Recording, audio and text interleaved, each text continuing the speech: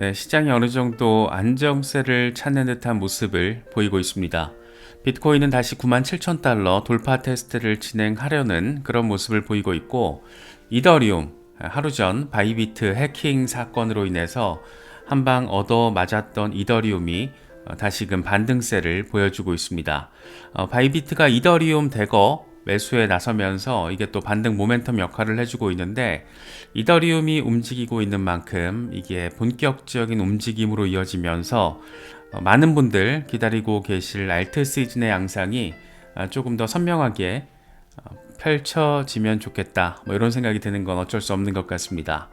XRP는 여전히 2.7달러 부근의 저항을 확인하고 있고, 솔라나도 170달러 위에서 자리를 잡아주려는 그런 모습들이 포착이 되고 있습니다.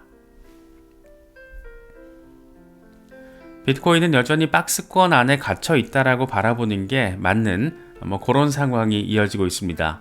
2월 말 3월 초 과연 의미 있는 반등세가 나와주면서 1분기에, 그러니까 3월 안에 의미 있는 중간 고점을 만들어낼 수 있을 것인가, 그런 기대감이 커지고 있는 상황이기도 합니다. 공포 탐욕 지수는 하루 전보다 1포인트 오른 50을 기록하면서 중립 단계가 이어지고 있습니다. 비트코인 도미넌스가 살짝 빠지긴 했는데 그래도 61% 주변에 자리를 하고 있어서 아직 강력한 비트코인의 지배력이 이어지고 있다라고 바라볼 수 있는 모습입니다. 캡틴 파이빅 비트코인 일간 차트입니다. 황소들은 여전히 96,000달러 중요 지지라인을 방어하고 있다. 나는 여전히 낙관적으로 106,000달러 저항선을 향한 강력한 랠리를 기대하고 있다.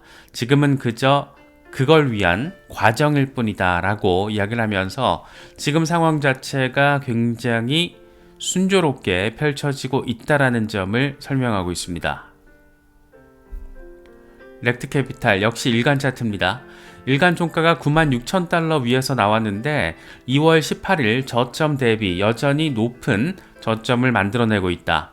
RSI는 돌파 이후에 리테스트까지 성공했는데 잠재적으로 이건 새로운 강세를 보이는 것이라서 곧 97,700달러 돌파 시도 가능성을 버릴 수가 없다. 머지않아서 97,700달러 위로 올라서고, 그렇게 되면 이제 다음 타깃은 뿅 하고 10만 달러 위로 올라서는 상황, 박스권의 어떤 범위가 바뀌는 거겠죠.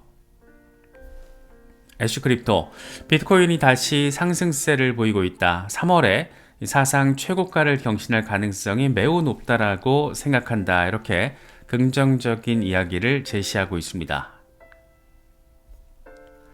알리 비트코인은 박스권에서 매매하는 게 가장 좋다, 이렇게 얘기를 하면서 박스권에서 매매할 수 있는 방법 3가지를 이야기합니다. 지지라인인 92,000달러에서 매수를 하고 저항라인인 106,000달러에서 매도를 하는 방법이 있고, 아니면 저항선에서 공매도 치고 지지라인에서 수익 실현하고, 이게 또 가능하고, 그게 아니면 92,000달러에서 106,000달러 사이에서 기다리면 돼. 뭐를? 돌파를. 저는 개인적으로는 3번째 케이스에 좀 더 가까운데, 사람마다 또 선물 거래 하시는 분들은 요걸 또 엄청 전문적인 분들 잘 하시잖아요. 전문 트레이더 분들은 뭐 말할 것도 없고, 다만 이 박스권이라는 게 지루하고 답답하게 느껴질 수도 있지만 그 안에서 나름의 전략적인 접근이 가능하다라는 거, 그런 생각을 갖게 만드는 분석이라는 점에서 의미가 있지 않을까 생각됩니다. 맥스 비트코인은 매 사이클마다 수익이 보장되는 유일한 코인이지만 사람들은 알트코인에 올인을 하곤 한다. 알트코인 포트폴리오를 늘리는 것도 좋지만 100% 알트코인에만 투자하는 것은 절대 금물이다. 이 포트폴리오의 안정화 측면에서 비트코인에 반드시 할당돼야 한다는 점을 강조하고 있습니다. 알트 시즌 과연 언제 어떤 방식으로 펼쳐지게 될 것인가? 알트 시즌 인덱스는 오늘자 35를 가리키면서 아직 갈 길 엄청 멀다. 그런데 한번 시동 걸리면 금방 갈 수 있다. 이런 점을 보여주고 있고, 왼쪽은 알트 전체와 BTC 페어 월간 차트입니다. 그러니까 알트들이 비트코인보다 훨씬 더 월등한 퍼포먼스를 보이면서 알트 시즌을 만들어냈던 그런 상황을 확인할 수 있는 거죠. 첫 번째 알트 시즌 빵 하고 왔고, 두 번째 알트 시즌, 이때 이제 경험이 있으신 분들이 많이 계실 거고, 이 어마어마한 시기를 우리가 경험을 했고, 이제 남은 거는 지지라인 리테스트하고 가는 게 남았다. 그래서 훨씬 더 강력한 알트 시즌이 도래할 수 있다라는 거, 알트 시즌 3.0은 그래서 더 강력할 거야 라는 점을 이야기를 하고 있는 그런 차트입니다. 멀진, 알트코인 골든크로스가 확인이 됐다. 지난번에 500% 이상 폭등했는데 버클 잘 채우고 있어라. 다음 단계는 대단할 것이다. 이렇게 이야기를 하고 있습니다. 주간 차트인데 왠지 이런 거 보고 있으면 2월 말 3월 초 의미 있는 상황이 펼쳐지게 되지 않을까, 그런 기대감이 드는 것은 꼭 기분 탓만은 아닌 것 같습니다. 머스타씨, 2020년과 21년 이더리움의 흐름과 2024년과 25년 이더리움의 흐름을 비교를 하고 있습니다. 역사는 반복되지 않지만 종종 리듬은 비슷하다. 비슷한데? 이때처럼 이제 가게 되지 않을까? 라는 얘기를 하고 있습니다. RSI 상황도 거의 동일한 흐름을 보여주고 있다 보니까 이제 조금만 더 지나면 매수세 달라붙어서 뿅 하고 날아갈 것이다. 이런 얘기를 지금 하고 있습니다. 이더리움, 그래도 하루 전에 바이비트 해킹 사건의 충격파를 상당히 떨쳐낸 모습을 보이고 있습니다. 순간적으로 급등세가 나와주면서 2,800달러 돌파 테스트를 진행을 하고 있는 그런 모습입니다. 하루 사이에 일단 3% 이상 반등세가 나왔다라는 점에서 괜히 가슴이를 벌렁벌렁하게 만드는 건 또 어쩔 수 없는 것 같습니다. 루콘체인, 바이비트는 갤럭시 디지털과 팔콘 X로부터 이더리움 36,893개를 2,711달러에 매수를 한 것으로 보인다. 이를 위해서 OTC 마켓에서 1억 달러 정도 사용한 것으로 보인다라고 이야기를 하고 있습니다. 이더리움의 급등 뒤에는 바이비트가 이더리움을 대량 매수한 그런 배경도 깔려 있다라는 점을 내비치는 그런 루콘체인의 분석입니다. 미스터 크립토, 이더리움은 지난번 사이클의 비트코인의 흐름과 비슷하게 지금 움직이고 있다. 역사가 반복된다라면 올해 새로운 올타임 하이가 나오게 될 것이다. 세 번째 사이클의 비트코인의 흐름 비슷하게 이더리움이 이번에 만들어내지 않을까, 그렇게 $10,000 위로 올라서는 이더리움의 모습이 포착될 수도 있지 않을까, 그런 기대감을 제시를 하고 있습니다. 하필이면 또 이렇게 너무 똑같다 보니까 또 기대감이 생기는 건 어쩔 수 없는 것 같습니다. 미키블 크립토, 이더리움 주간 차트를 통해서 최대 강세장이 다가오고 있다. 결국 필요한 것은 인내심이다라고 이야기를 하고 있습니다. 인내심이 참 어렵죠. 인내심을 갖는다라는 것은 결국 시간의 흐름에 순응을 하면서 그때 그 시간이 온다라는 거, 그거를 기다려야 한다라는 걸 의미하잖아요. 이게 참 어렵습니다. 그래서 결국에는 시간의 힘을 우리가 믿고, 시간을 우리 같은 나약한 인간이 절대 이길 수 없는 그런 게 시간이잖아요. 그래서 시간이 필요하다. 결국에는 인내심이다라는 거 이야기를 하고 있습니다. 한 번씩 생각을 해보시면 좋을 것 같습니다. 크립토 타이탄, 요즘 이더리움에 대한 어떤 극단적인 얘기들이 되게 많잖아요. 그래서 그거에 대한 의견을 상당히 그럴싸하게 이야기를 하고 있습니다. 이더리움을 둘러싼 퍼드와 혐오, 분열 양상은 정말 어마어마하다. 하지만 현실은 다르다. 이더리움은 가장 탈중앙화된 보안성을 가지고 있다. 가장 풍부한 유동성, 가장 강력한 생태계, 가장 많은 실제 채택을 자랑한다. 내러티브는 왔다 갔다 하지만 펀더멘털은 변하지 않는다. 이 표현이 되게 좋더라고요. 내러티브는 왔다 갔다 하지만 펀더멘털은 바뀌지 않아. 이더리움이 가지고 있는 펀더멘털 측면에서의 강점, 알트 대장으로서 이더리움이 가지고 있는 상징성과 의미, 이런 것들 참 생각할 거리가 많은 것 같습니다. XRP, XRP는 2.7달러 주변의 저항을 지속적으로 확인을 하고 있습니다.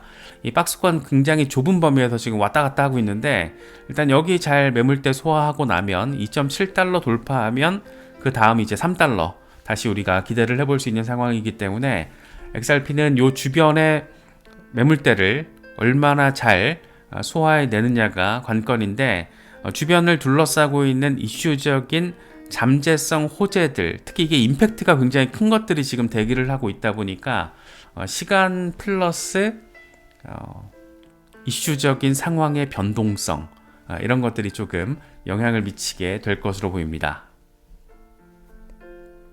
다크 디펜더, XRP 주간 차트를 한번 봐라. 이걸 보고도 약세로 보이나? 모든 것이 명확하게 보인다. 우리의 인생은 완전히 바뀔 것이다 라면서 이 양반 5.8달러 이후에 8달러 이상 갈 거다라고 지금 얘기하고 있잖아요. 그래서 3달러 이후 5.8달러 그리고 8달러 플러스 알파, 이게 지금 이 아저씨가 밀고 있는 전망인데, 지금까지 최근 한 2년 안팎의 시간에서 보면 가장 담백하게 분석을 제시했던 인물이 아닌가 싶습니다. 이번에 트럼프 당선 이후에 XRP의 급격한 펌핑, 그 이후 상황에 대해서도 상당히 담백하게 이야기를 하고 있는데, 이전과 비교했을 때는 조금 더 격한 숫자들이 지금 나오고 있습니다. 다크 디펜더, 과연 이번에는 얼마나 또 의미 있는 적중률을 또 보일 것인가, 그런 관점에서도 흥미롭게 느껴지는 이야기인 것 같습니다. 결국에는 소송 리스크가 해소가 되어야 되는데, 일단 코인베이스까지 지금 정리가 됐잖아요. 그리고 방향성은 나왔다, 이렇게 보는 게 맞고, 다만 왜 리플 소송은 안 나오냐, 이런 것과 관련해서는 폭스 비즈니스의 엘레노어 테렛의 멘트가 가장 설득력 있게 느껴집니다. 리플의 경우에는 코인베이스보다 절차적으로 더 복잡하다. 1심 법원은 리플에 1억 2,500만 달러 과징금 판결을 내렸기 때문이다. 최종 판결에 따라서 토레스 판사는 판결 명령 조건이 충족됐는지 확인하기 위해 2025년 8월 7일까지, 그러니까 약식재판 판결 나고 1년, 그 1년 동안 이 사건에 대한 관할권을 유지할 것이다. SEC가 항소를 취하할 수 있지만 이를 위해서는 지방법원과 협의를 해서 처벌을 감면하거나 면제할지의 합의에 도달해야 한다. 아마도 아날리사 토레스 판사의 지원을 받을 것으로 예상된다. 한 전문가, 법률 전문가의 말처럼 지금 우리는 미지의 영역 속에 있다. 모든 것이 어느 정도 불확실성을 안고 있다. 이렇게 이야기를 하고 있습니다. 모르긴 몰라도 아날리사 토레스 판사가 중재를 잘 하지 않을까 싶습니다. 특히 SEC가 소송 철회, 중단, 이걸 지금 기본 스탠스로 깔아버렸기 때문에 이걸 굳이, 토레스 판사 사건도 많이 갖고 있는데 굳이 지금 리플 SEC 소송을 더 질질 끌어갈 이유를 찾는 게 더 어렵지 않을까. 결국엔 이 역시 시간 문제다. 그래서 앞서 다크 디펜더 아저씨가 얘기했던 그런 전폭적인 움직임은 리플 소송과 관련된 이야기들, 그리고 XRP 현물 ETF, 이런 굵직한 것들, 굵직한 이슈 포인트들이 우리가 바라는 방향으로 펼쳐졌을 때 의미 있는 모멘텀을 다시 한번 선보여 주게 되지 않을까, 그런 생각이 들기도 합니다. 글로벌 M2 통화 공급량의 흐름을 보여주는 건데, 이 검은색 라인이 2016년부터 2018년 상황이고, 이 보라색 라인이 지금 현재 상황입니다. 고개를 쳐들고 있죠. 고개를 쳐들고 있는데 2017년, 18년 요때가 암호화폐 강세장일 때잖아요. 결국에는 유동성의 확장, 지금 유동성이 확장하고 있고 더 갈 거다라는 기대감. 그럼 시장은 어떻게 될 것인가? 이런 기대감을 또 한 번 더 생각하게 만드는 그런 부분입니다. 크립토컨트 주기영 아저씨가 되게 의미 있는 얘기를 해요. 모든 코인이 펌핑되던 알트 시즌은 2021년에 끝났다. 이제는 선택된 코인만 펌핑된다. DYOR, Do Your Own Research. 이게 어느 때보다 중요하다. 공부해라. 네가 공부를 잘해서 열심히 해서 리서치 빡세게 하고 이 선택된 코인이 뭐가 될지를 찾아내는 건 네 역할이야. 이런 얘기하고 있는 겁니다.